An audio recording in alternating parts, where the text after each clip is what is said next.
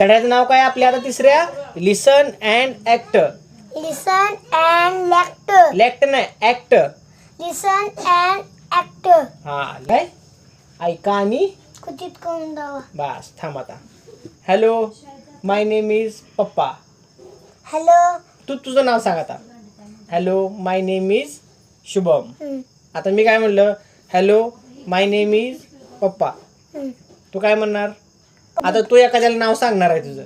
आता तू शाळेत गेला, तुझ्या सरने तुला विचारलं समर्थ तुझं नाव काय? इंग्लिश मध्ये सांग म्हणलं, तू कसं सांगणार? समर्थ दीपक साठे. नाही, तुझं नाव सांग म्हणल्यावर तू काय सांगायचं?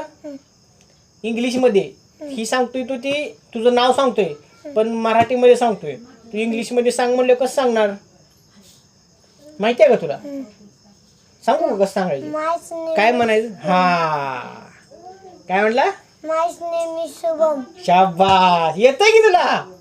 हा बरोबर का? माय नेम इज शुभम. हा. आता ती तू तुझं प्रश्न विचारल्यानंतर तू सांगितलंय, मग तू बोलत बोलत एखाद्याशी संवाद कसा बोलणार?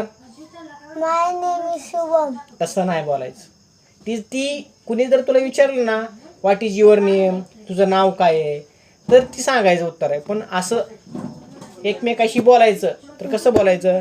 हॅलो, पहिल्यांदा आता तू आला, हॅलो माय नेम इज पप्पा. तू काय म्हणणार? तू म्हण बरं आता. Hello. Hello. Hello. Hello. My name is पप्पा. म्हण की मी म्हणतो ते. हॅलो.